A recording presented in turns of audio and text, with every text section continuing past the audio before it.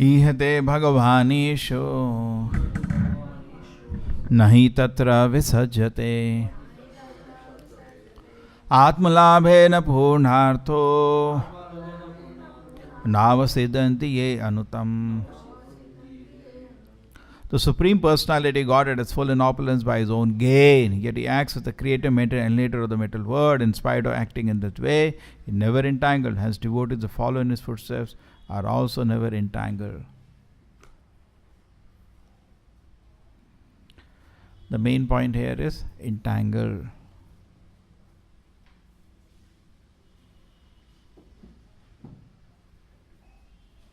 Whenever there is glorification of the Lord, the first thing is seen that he is not entangled by activities. This question is asked by Arjuna also to Krishna twice in Bhagavad Gita. And Krishna says in the Bhagavad Gita, Yada te moho kalilam. Immediately Arjuna says, oh, really? Siddhapagnasya ka bhasha. Krishna, can you tell me what is the language of the people who are disentangled from this world? Sita pragna. They are situated in absolute truth. They are not touched by the metal energy. Siddhapagnasya ka bhasha. Samadhi tasya keshava. Kim asit. How do they sit? How do they walk? How do they talk? And when Krishna explained the three modes of metal nature, again Arjuna asked this question: how do we know a person who is free from the three modes of metal nature? How do you become free anyway? And there Krishna says, it is somebody who is constantly engaged in my devotion service. Mamacha avyavicharena bhakti yogena sevate sagunana samatite tan brahma bhuyaya kalpate. And in the second chapter, when this question was asked, which I mentioned previously, Krishna says, Pajahati yada kaman sarva partha manogatan atmani ivatmana tushta sitapagnasa uchyate. So the first answer Krishna gives in the second chapter is that who is able to reject sense gratification, knowing it to be a hallucination of the mind, he can be disentangled in this world. And in the chapter on three modes, Krishna's answer is even more advanced. He says, avyavicharena. When without any diversion, person is constantly engaged in offering devotion service to me, he is disentangled. So two ways he has given. One is high. So entanglement in the metal world is the limitation, is some kind of a problem we are having. So our goal of life is to disentangle ourselves from the three modes. Sattva-guna, Raja-guna, Tamo-guna. We have to be disentangled. And very interesting, Krishna does so many activities in this world, but he is never entangled. And Jiva is either entangled or Prabhupada says prone to be entangled. क्या तो फंसा हुआ है या फंस सकता है. He is of two varieties.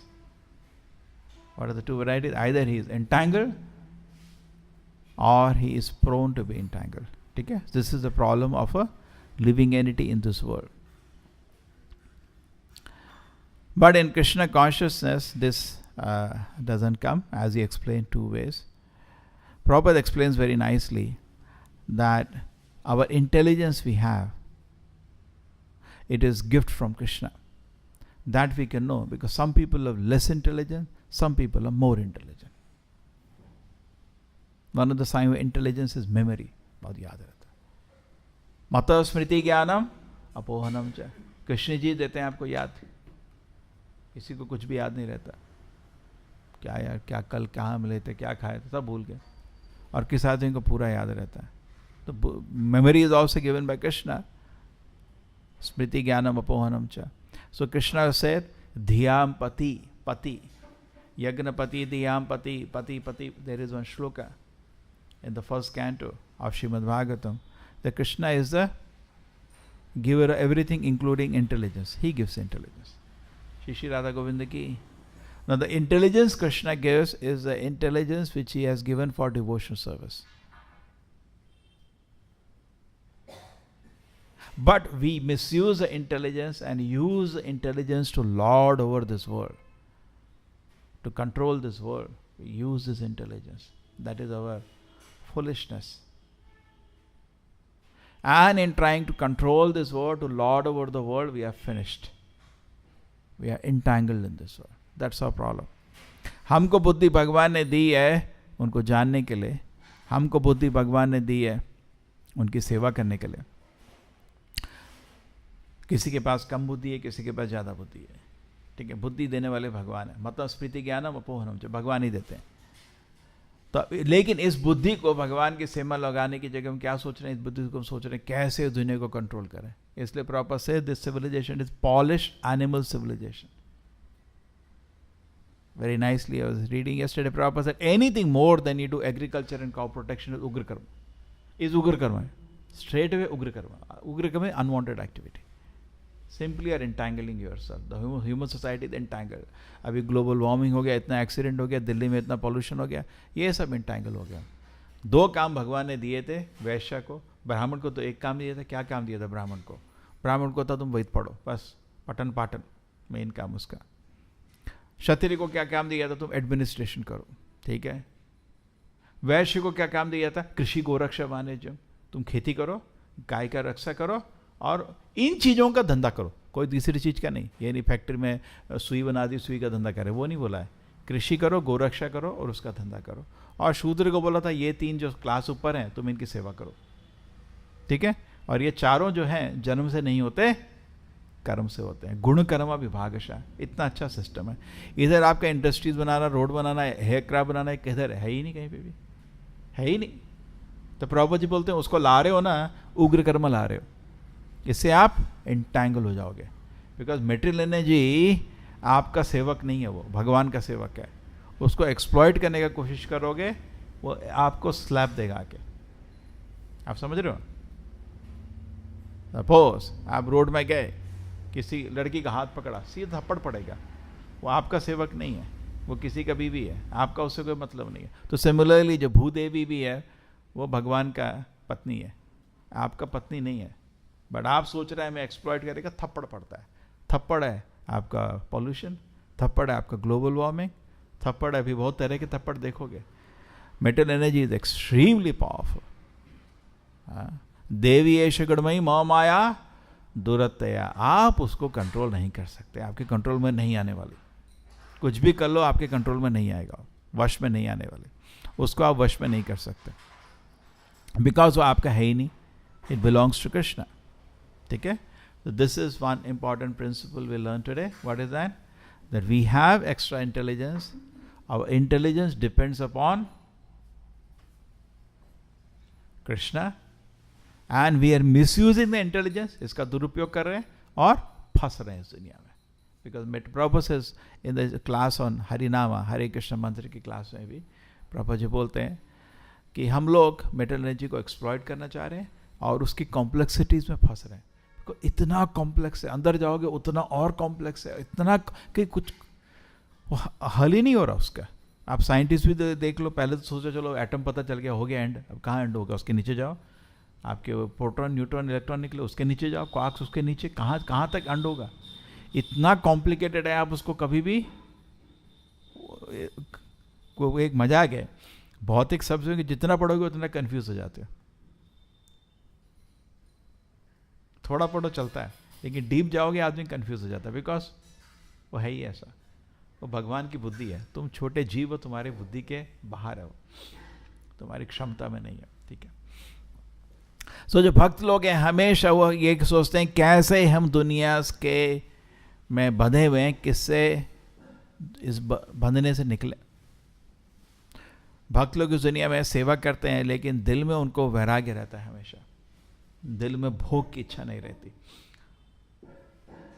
Bhagavad Gita में लिखा है जो भोग की इच्छा रखता है लेकिन अंदर से, बाहर से दिखाता है मैं दुनिया से वैराग कर दिया, ड्रेस से या बोल के। कुछ लोग बोलते हैं मेरे को दुनिया से पूरा वैराग है, बहुत लोग हैं भाषण देते हैं हमको दुनिया से वैराग है, लेकिन मन में इंद्रिय भोग की वस्तु सोच रहे हैं, उसको क्या बोलते हैं?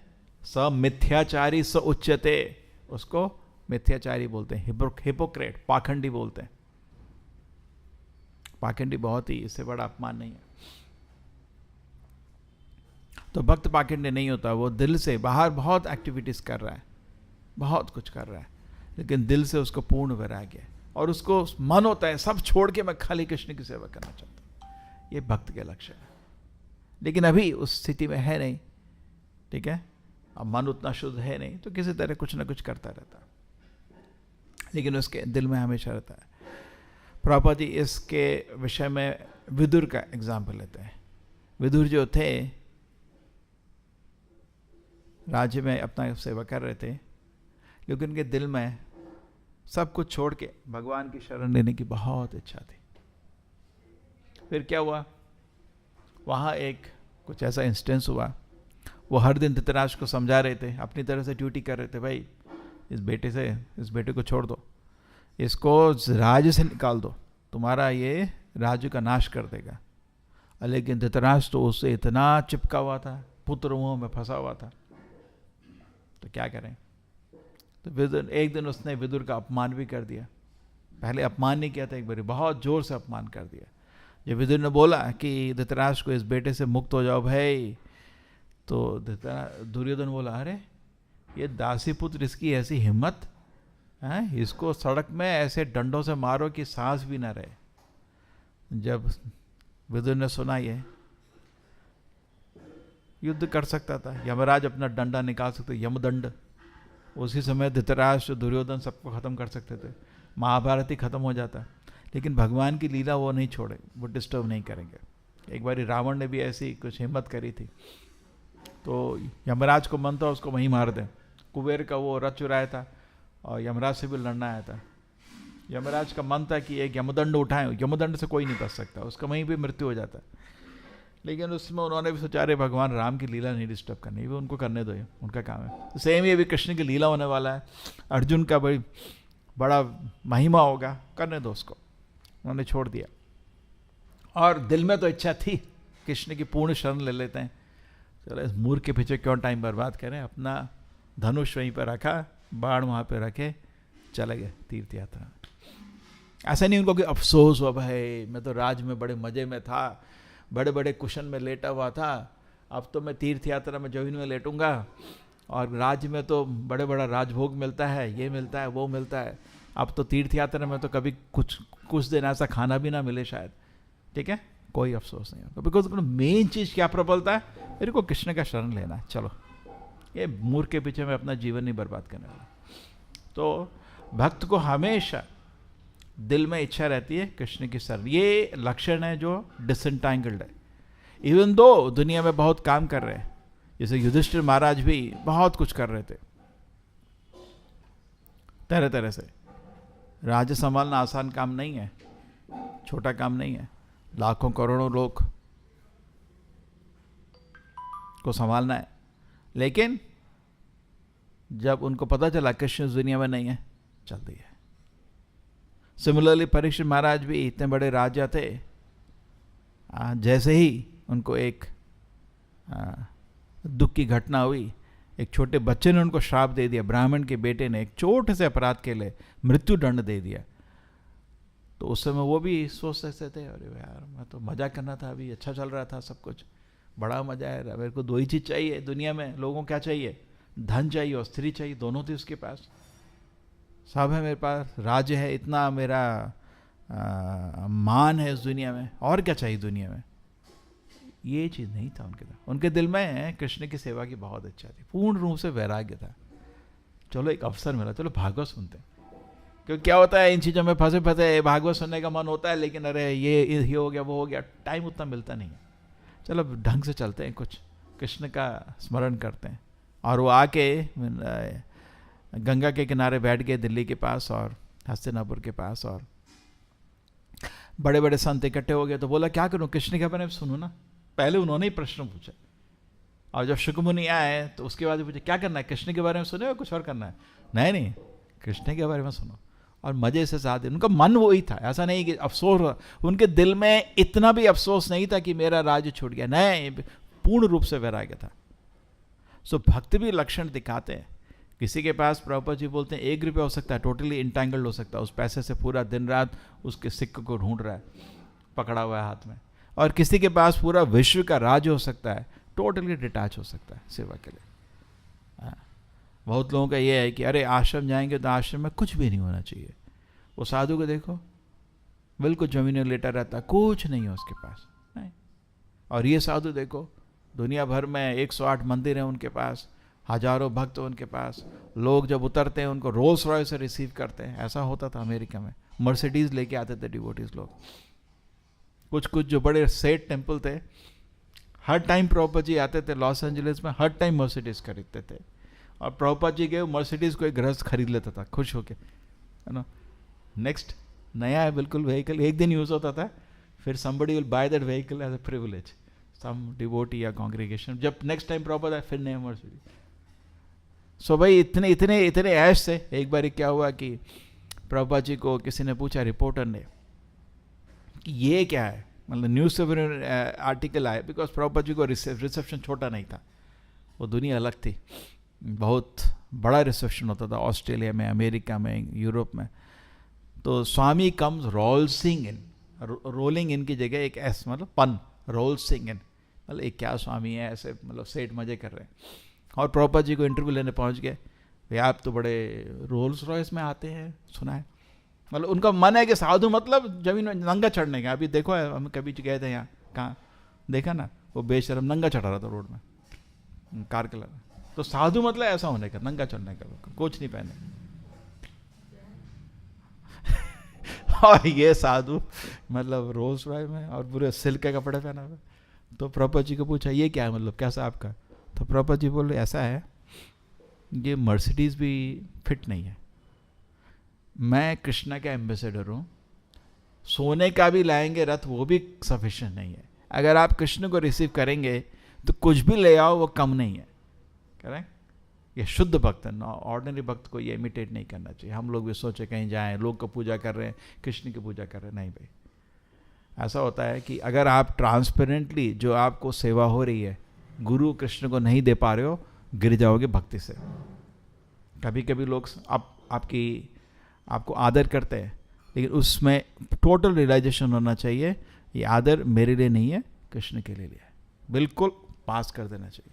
अगर थोड़ा भी दिल में कपट आया और आपने सोचा मैं आदर के योग्य हूँ, आप गिर जाओगे भक्ति से। इसलिए ह्यूमिलिटी पहला लक्षण है भक्त का। ह्यूमिलिटी का मतलब है उसको आदर की दिल में इच्छा नहीं है।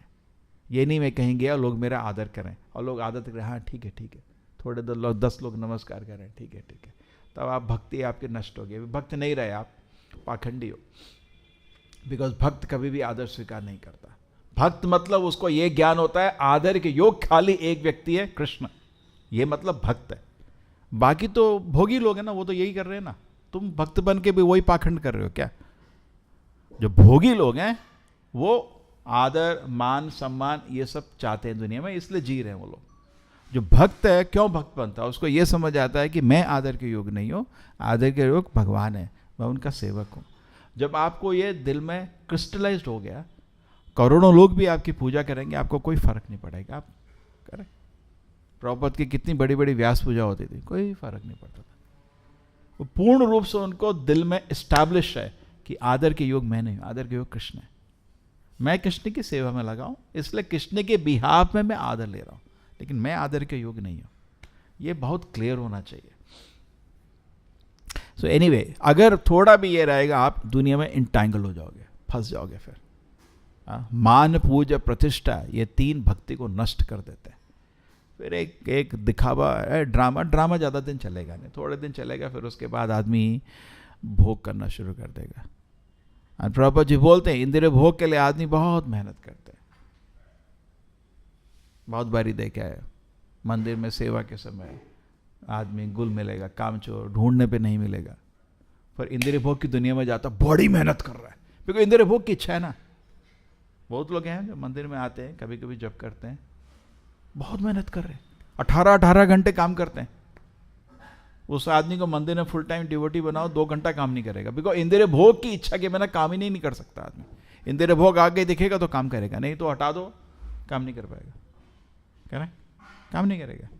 बहुत सिर पीठ दर्द हो रहा है, पेट दर्द, बहुत नींद आ रही है, तरह तरह की मुश्किल।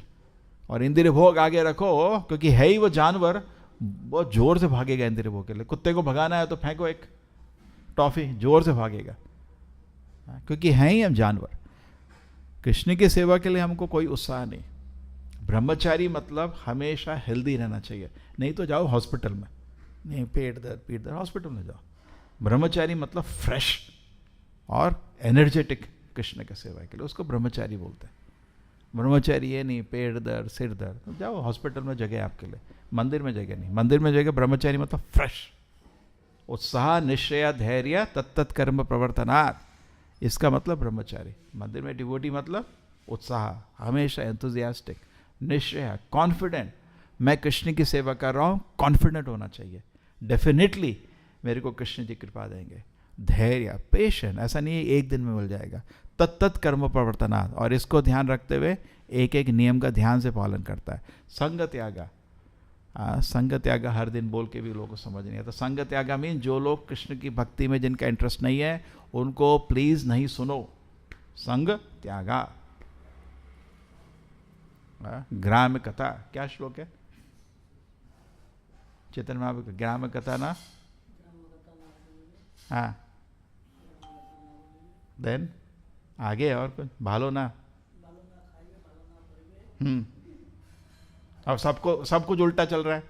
ग्राम कथा ना सुनी बे, मोबाइल में 10-10 घंटा आदमी बैठा हुआ है। हाँ, नेक्स्ट ना बोली बे वही, अरे उधर ये हो गया, वो तिब्बत में ये हो गया, वो हो गया। हाँ, फिर उसके बाद भालू ना खाई बे, अरे वो सब्जी नहीं मिली आज तो मिर्चा डाल दी, जल गया वो, तो भालू ना खाई बे। नेक्स्ट, अरे मेरा कुर्ता नहीं है, फट गया कुर्ता, नया कुर्ता चाहिए। उल्टा चल रहा है।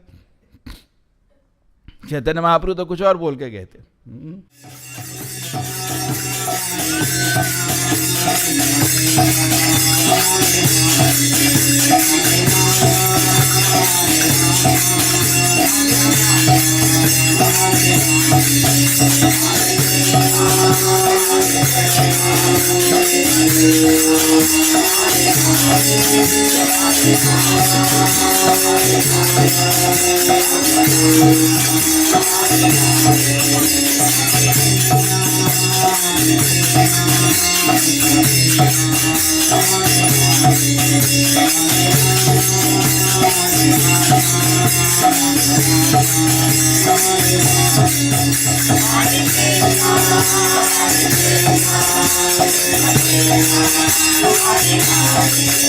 Hare